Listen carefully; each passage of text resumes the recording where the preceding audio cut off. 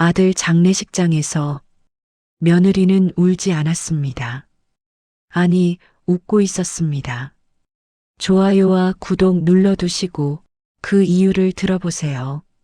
아들 장례식장에서 웃던 며느리, 그 미소의 진짜 이유. 사람이 죽으면 보통은 운다. 특히 자기 남편이 죽었을 때는 더더욱 그렇다.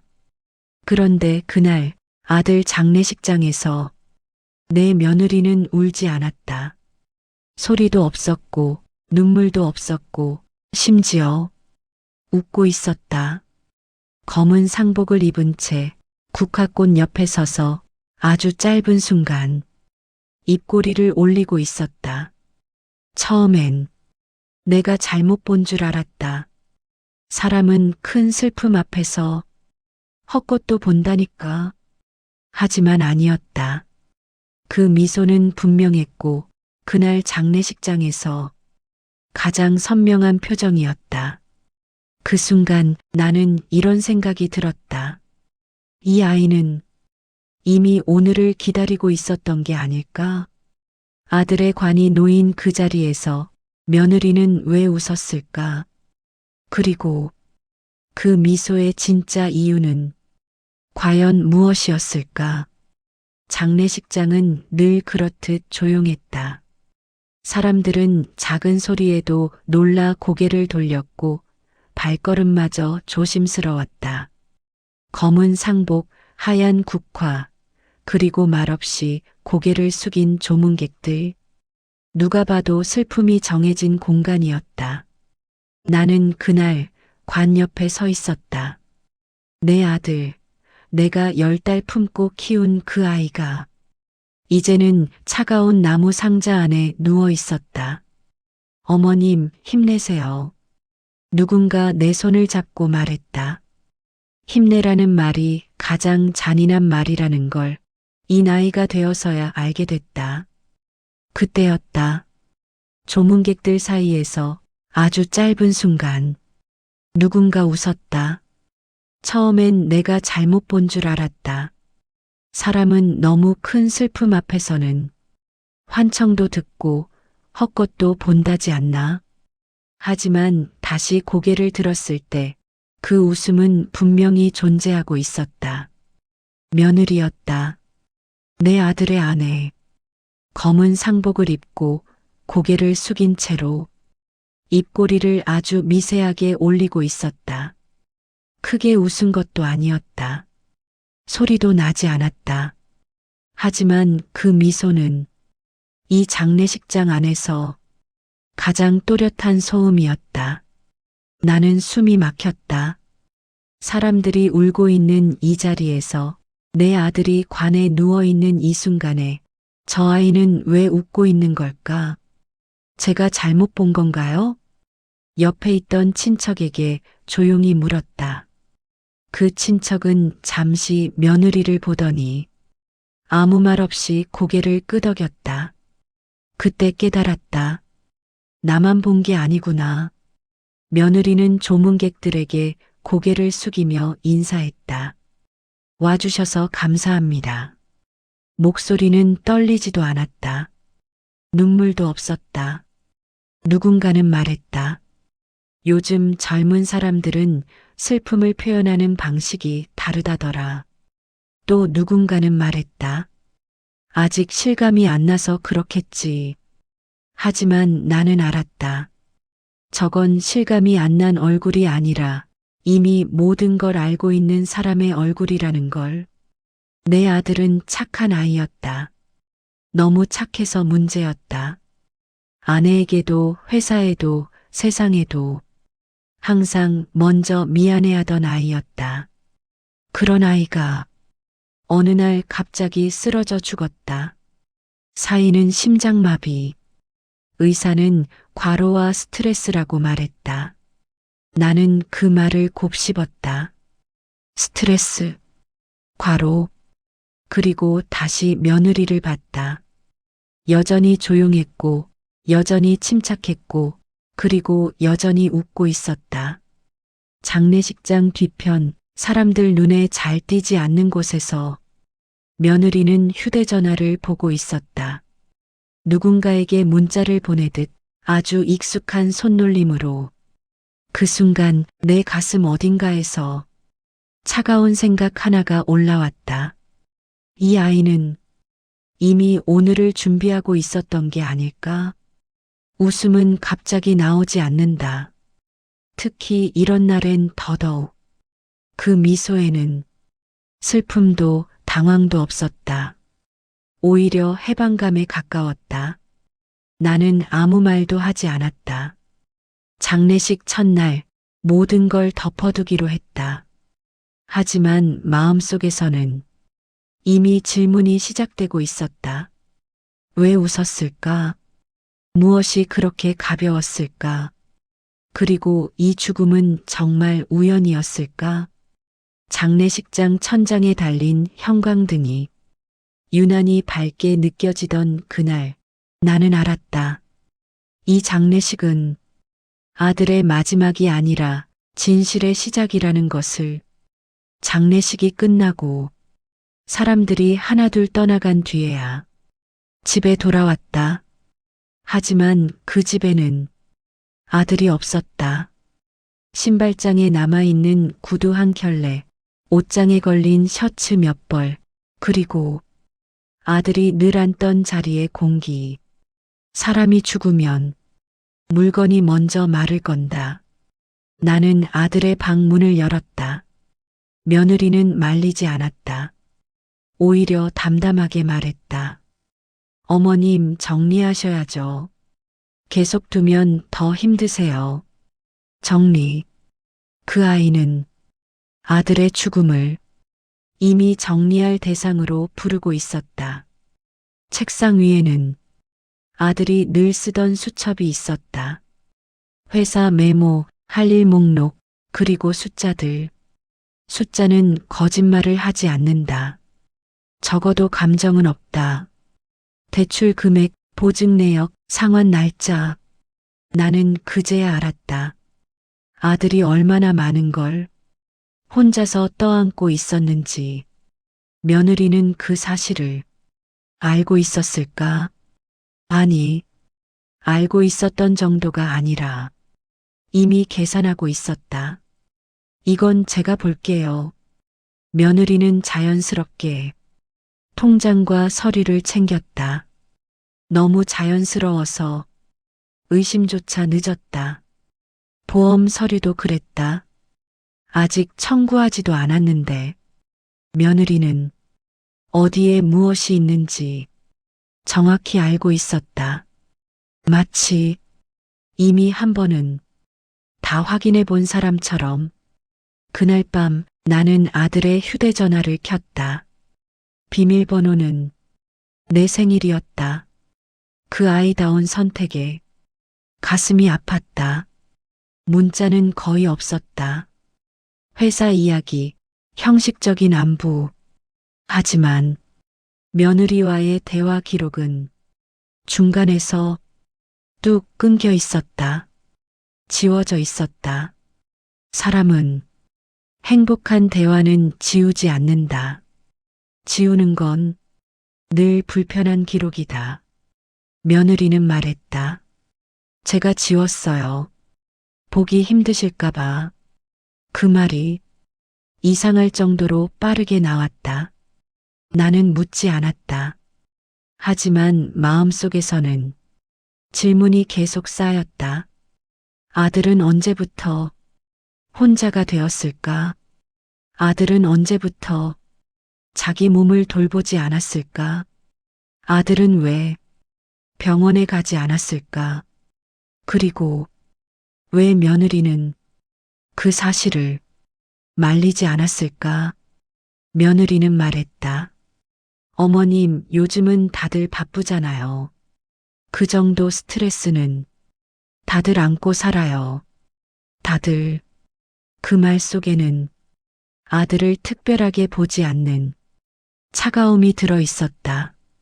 그날 밤 나는 아들의 마지막 일정표를 봤다. 회의, 출장, 야근. 그리고 그 사이사이 작게 적힌 글씨 하나. 조금만 더 버티자. 누구에게 하는 말이었을까? 회사일까? 가정일까? 아니면 자기 자신일까? 그 문장을 보고 나는 처음으로 울었다. 며느리는 그 장면을 보지 않았다. 아니, 보지 않으려 했다. 그 아이는 이미 다음 계획을 말하고 있었다. 집을 어떻게 정리할지, 언제 이사할지, 무엇을 처분할지, 아들이 없는 집에서 미래 이야기를 하는 며느리. 그 모습이 이상하게도 익숙해 보였다. 그때 나는 깨달았다. 이 아이는 아들의 죽음 이유가 아니라 아들의 죽음 이전부터 미래를 살고 있었다. 그래서 장례식장에서 웃을 수 있었던 것이다. 그 웃음은 갑작스러운 기쁨이 아니라 이미 여러 번 마음속에서 끝낸 사람의 표정이었다. 나는 결심했다. 아들의 죽음이 자연사든 아니든 이대로 넘기지는 않겠다고. 아들이 남긴 것들 속에는 아들이 하지 못한 말이 반드시 남아있을 거라고. 그리고 그 말은 아직 끝나지 않았다고. 며느리가 꺼내온 통장은 생각보다 많았다. 월급 통장, 적금 통장, 그리고 내가 처음 보는 통장 하나. 이건 뭐니? 내 질문에 며느리는 잠깐 멈췄다가 말했다. 아, 그건 남편이 따로 관리하던 거예요. 따로 관리. 그 말이 왜 그렇게 귀에 걸렸는지 모른다. 통장에는 큰 돈이 들어있지는 않았다. 하지만 이상한 점은 따로 있었다. 돈이 꾸준히 빠져나가고 있었다. 보험료였다. 한두 개가 아니었다. 사망보험, 상해보험, 특약까지. 아들이 이렇게 많은 보험을 들어둘 사람인가? 그 아이는 늘 말했다. 보험은 나중에 들어도 돼. 지금은 돈 아깝잖아. 그런데 이 보험들은 최근 23년 사이에 집중적으로 가입돼 있었다. 그리고 보험의 수익자는 모두 며느리였다. 나는 서류를 넘기며 조심스럽게 물었다. 이렇게 많은 보험을 왜 들었을까? 며느리는 이미 준비된 말처럼 대답했다. 제가 권했어요. 혹시 모를 일에 대비하자고요. 대비. 사람들은 죽음을 대비한다고 말하지만 사실은 남은 사람의 삶을 대비한다. 그날 밤 나는 보험 가입 날짜를 하나씩 확인했다. 이상하게도 그 날짜들은 아들이 회사 문제로 힘들어하던 시기와 겹쳐 있었다. 그리고 그 시기와 함께 또 하나가 겹쳤다. 아들이 병원에 다니기 시작한 때였다. 며느리는 말했다. 어머님, 그건 그냥 건강검진이었어요. 하지만 진료 기록에는 스트레스성 이상이라는 문구가 남아 있었다. 의사는 쉬라고 했고 정밀 검사를 권했고 약도 처방했다. 하지만 약은 끝까지 처방량만큼 먹지 않았다. 누군가는 말렸어야 했다. 누군가는 그만해도 된다고 말해줬어야 했다. 그런데 며느리는 그때 이렇게 말했다고 했다. 당신이 빠지면 우린 어떻게 살아? 그 말은 위로처럼 들릴 수도 있다. 하지만 아픈 사람에게는 명령이 된다. 통장을 더 들여다보던 중 나는 또 하나의 흔적을 발견했다. 보험료가 늘 빠져나가던 달 며느리 명의 통장으로 소액이 반복적으로 들어오고 있었다. 크지 않은 돈. 하지만 정기적인 돈. 이건 뭐니? 며느리는 이번엔 바로 대답하지 못했다. 아, 그건 생활비 정리한 거예요. 정리. 모든 게 정리라는 말로 덮이고 있었다. 그날 새벽 나는 혼자 앉아 생각했다. 아들은 보험을 들면서 무슨 생각을 했을까? 혹시 내가 쓰러지면, 혹시 내가 사라지면 그 생각 끝에는 누가 있었을까? 나일까? 아내일까? 아니면 빚과 책임일까? 아들의 선택은 한순간이 아니었다. 조금씩 조용히 그리고 아무도 모르게 몰려간 끝이었다. 며느리는 그 끝을 가장 먼저 알고 있었고 가장 빨리 받아들였고 그래서 장례식장에서 울지 않았다. 이미 모든 계산이 끝나 있었기 때문이다. 나는 서류를 덮으며 이렇게 생각했다. 이건 보험 이야기이기 전에 사람 이야기라고.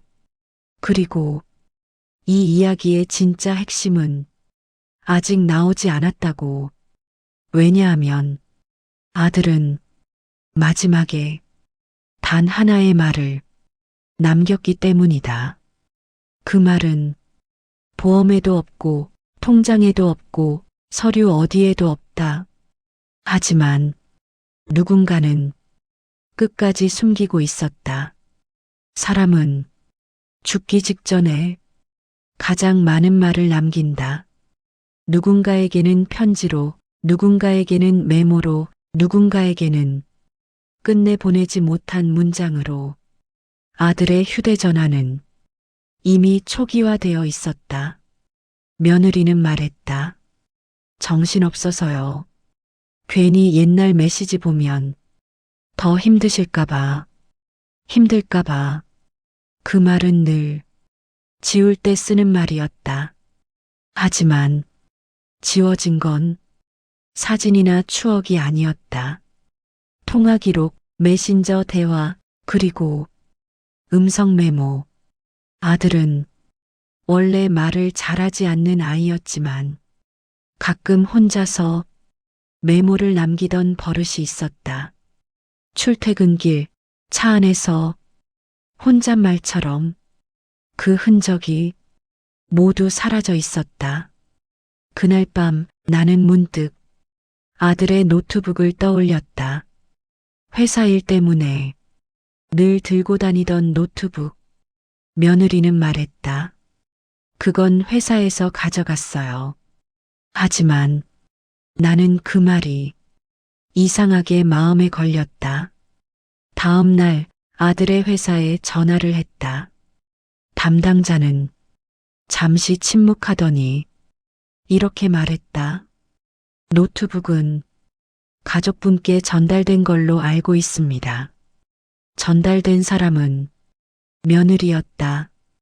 그날 저녁 나는 조용히 말했다. 노트북 좀 볼 수 있을까? 며느리는 처음으로 표정이 굳었다. 굳이 지금요? 지금. 그 말 속에는 시간을 벌고 싶은 사람이 조급함이 들어 있었다.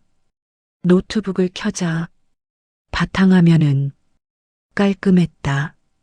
너무 깔끔했다. 파일도 폴더도 최근 사용 기록도 마치 누군가 정리를 해놓은 것처럼. 하지만 완벽한 정리는 존재하지 않는다. 휴지통 안 숨겨진 백업 폴더, 자동 저장 파일.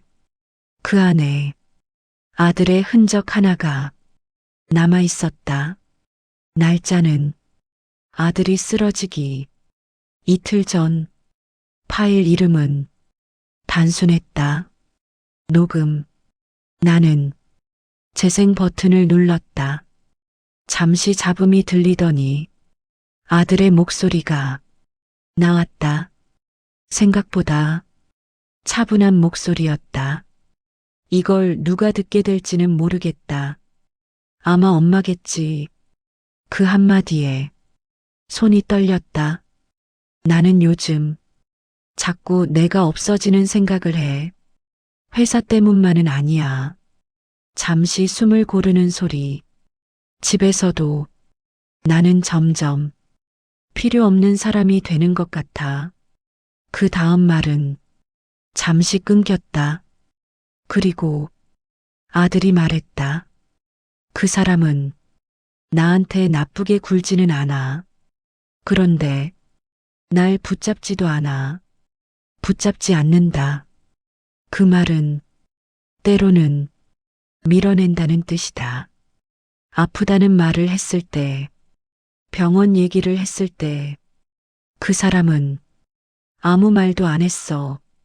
그 침묵이 아들을 얼마나 외롭게 했는지 나는 그제야 알았다.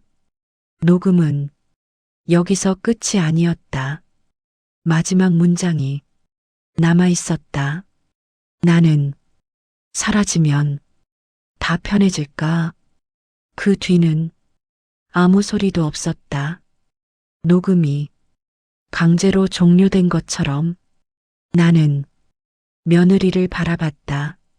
며느리는 아무 말도 하지 않았다. 하지만 그 침묵 속에는 모든 대답이 들어 있었다. 아들은 죽고 싶었던 게 아니었다. 다만 아무도 붙잡아주지 않는 상태에서 계속 살아갈 힘이 없었던 것이다. 그리고 그 사실을 가장 가까이에서 알고 있었던 사람은 며느리였다. 그녀는 울지 않았다. 왜냐하면 이미 아들의 마지막 말을 몇 번이나 마음속에서 들었기 때문이다. 그래서 장례식장에서 웃음이 나온 것이다. 그 웃음은 기쁨이 아니라 끝났다는 안도였다. 하지만 이야기는 여기서 끝나지 않는다. 왜냐하면 며느리는 이 녹음을 지우지 못했다. 지운 줄 알았지만 끝내 남아 있었다. 그리고 그 녹음 속에는 아들이 남긴 마지막 선택이 아직 다 나오지 않았다. 사람은 정말 중요한 말일수록 글로 남기지 않는다.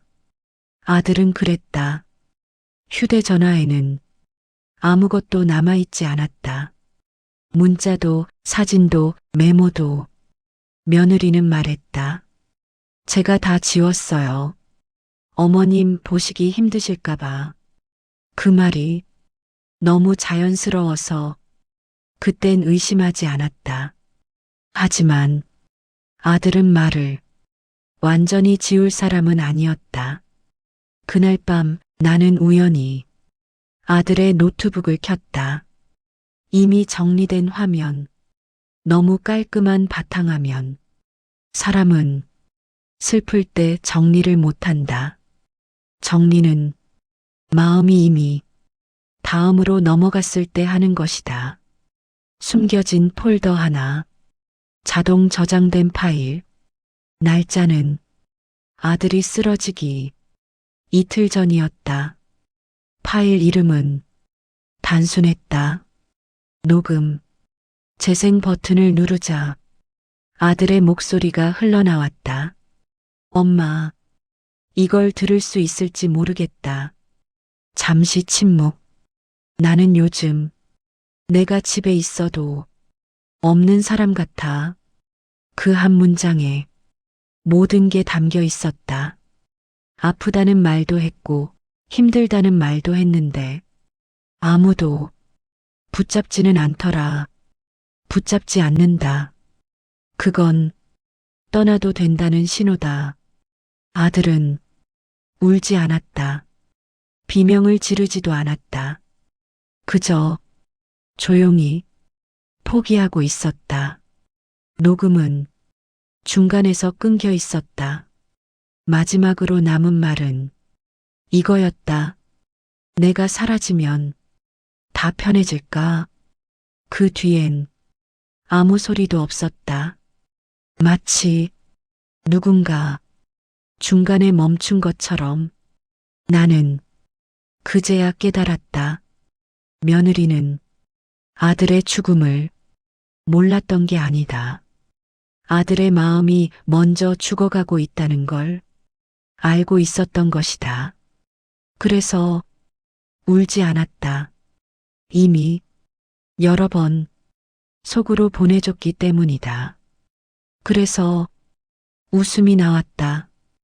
그 웃음은 잔인함이 아니라 기다림이 끝났을 때 사람이 무심코 짓는 표정이었다. 하지만 한 가지는 끝까지 남아 있었다. 아들은 누군가를 원망하지 않았다. 그 사실이 이 이야기에서 가장 잔인한 부분이었다. 아들의 제사가 끝난 날이었다. 집은 다시 조용해졌고 사람들은 각자의 일상으로 돌아갔다. 며느리는 식탁에 앉아 있었다. 검은 옷이 아닌 평범한 옷을 입고 나는 그 아이를 마주 앉혀두고 처음으로 물었다. 그날 왜 웃었니? 며느리는 놀라지 않았다. 이미 언젠가는 나올 질문이라는 걸 알고 있었던 얼굴이었다. 잠시 침묵. 그리고 조용히 말했다. 어머님, 저도 제가 왜 웃었는지 한참 생각했어요.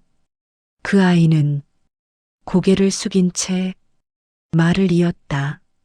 슬퍼야 하는데 이상하게도 아무것도 느껴지지 않았어요.